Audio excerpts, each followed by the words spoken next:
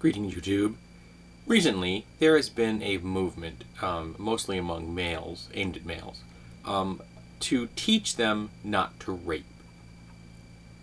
Now, the idea being, instead of focusing on victim blaming on people that have survived sexual assault, change the focus to be upon those that commit sexual assault, which makes perfect sense to me.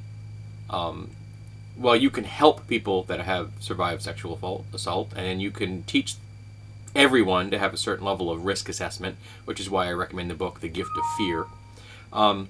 Placing the onus onto the shoulders of those who actually commit the assaults, because they are the ones that have complete control of whether there will ever be a sexual assault in the future, seems to make a lot of sense. And out of that, a lot of the misogynists of the world and some members of the MRA community have risen up like a very ugly dragon and have decided to slay those that would dare suggest that perchance we should aim our focus at the people that commit the assaults. And one of the things that came out of that I've recently encountered is that the idea that we already teach people not to rape. So I started thinking about that. Do we? So I started thinking about my own personal history. So this is just my view of this topic. This is the perspective of a male raised in America. And was I taught not to rape? Well, as a teenager, I had an idea in my head of what rape was. And rape was somebody getting clubbed in the head and dragged into an alleyway or into an unmarked van. Rape was someone having their door kicked in and someone charging into their home and attacking them. So it was rape as a form of sexual assault, as a form of physical assault. Date rape? Acquaintance rape? A husband or a boyfriend raping someone? Never heard of it. It literally had no meaning in the lexicon of the language I spoke as a teenager. It did not exist. The word consent in its relationship to sexual activity did not exist in my mind until I was in my 30s. So, we don't teach teenagers not to rape. We teach them that there's this horrible crime that you shouldn't do, and then great, we shouldn't do that. But the things I mentioned, acquaintance rape, date rape, no, we don't teach about that. At least we didn't when I was a teenager. Now we're having the conversation, which is what we should have been doing 100 years ago, 1,000 years ago. But we need to teach this. This is very relevant. Because if people understand that consent is explicit and not implied, that there cannot be, well, he or she didn't, say no. That's not how it works. They have to buy into it actively. They have to agree to it up front. I would like to engage in touching you. Is that okay? And if they can't answer you with an affirm yes, then they're not ready. Maybe because they have their own issues, which is, we all have our own issues. But if they can't give you that affirmation, then you don't get to do it. Alright? That's important to get that. It's not just important to get it, it's important to listen. Because if you ask that question, and they respond, and you, based on what they say, you react accordingly. You respect their desires. You will build trust with them. They will be more likely to trust you in future encounters.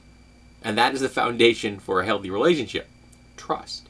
Yes, it does mean that it may delay getting laid. Well, that's life. Another thing I've actually seen related to this whole thing was a meme. It was actually one of those little, poster, GIFs. About, well, how's that teaching people not to murder thing going?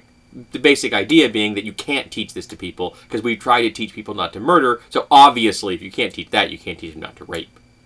Which kind of is horrible. But the reality is we don't teach people not to murder. We teach people not to murder a very specific group. And that very specific group is the us group. We teach them not to murder the us group. But anyone outside the us group, oh, well, screw it. That's fair game. And we do this in every society, in every culture, in every religion, in every political organization. We teach people that the us group are okay people. They're real human beings. Everyone outside the us group, yeah, it's okay to kill them. That could mean Christians. That could mean brown people. That could mean women.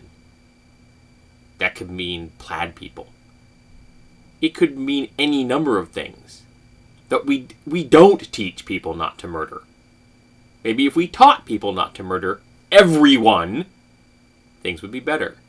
And just like we need to teach people not to rape, we need to teach them that they must have explicit permission before continuing with a sexual activity.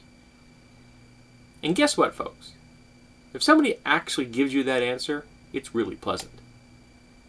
If it's okay for you to touch them, and you say it, you ask, and they say yes, that's cool. Because it's reassuring to you.